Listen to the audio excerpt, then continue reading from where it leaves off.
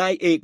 นิติธันประภาสรองนายกรัฐมนตรีและรัฐมนตรีว่าการกระทรวงการคลังได้เปิดเผยนะครับว่าคณะรัฐมนตรีได้อนุมัติการออกพระราชกำหนดหรือพรก.กู้เงินวงเงิน400,000 ล้านบาทด้วยกันเพื่อเร่งแก้ไขวิกฤตเศรษฐกิจและบรรเทาความเดือดร้อนของพี่น้องประชาชนที่ได้รับผลกระทบจากความไม่สงบในตะวันออกกลางซึ่งทำให้ราคาพลังงานทั่วโลกมันพุ่งสูงและเสี่ยงต่อการเกิดภาวะเศรษฐกิจชะงักงันควบคู่กับเงินเฟ้อกันด้วยนะครับการตัดสินใจออกพระราชกำหนดแทนการใช้งบประมาณปกตินั้นก็เป็นเพราะว่างบประมาณปี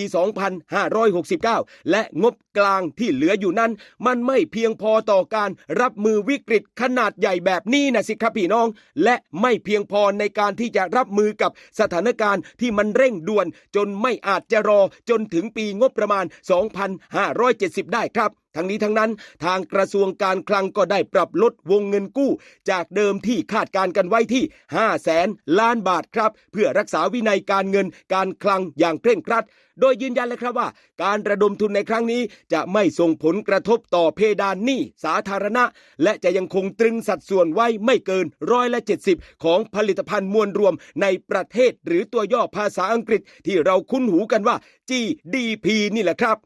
แล้วสำหรับการจัดสรรวงเงินกู้ 400,000 ล้านบาทจะถูกแบ่งออกเป็น2ส่วนหลักๆนั่นก็คือส่วนละ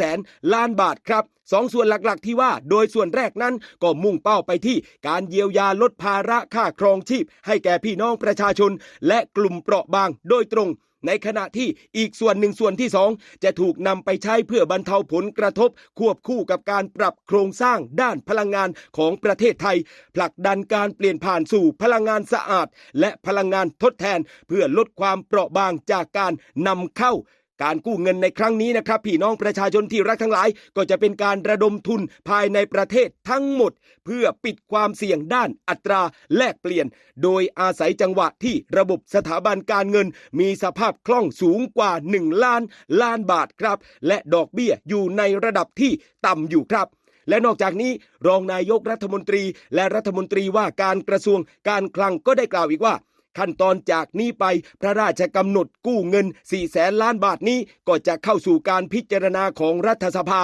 ในวันที่14พฤษภาคมนี่แหละครับโดยมีคณะกรรมการกลั่นกรองรายจ่ายที่นำโดยปลัดกระทรวงการคลังทำหน้าที่คัดกรองโครงการอย่างเข้มงวดกันเลยทีเดียวครับโดยรัฐบาลก็ตั้งเป้าหมายว่าเร่งรัดอนุมัติโครงการให้มันเสร็จสิ้นภายในวันที่30กันยายนปีนี้และกำหนดกรอบเวลาเบิกจ่ายให้แล้วเสร็จภายในวันที่30กันยายนของปีถัดไปนั่นเองครับพี่น้อง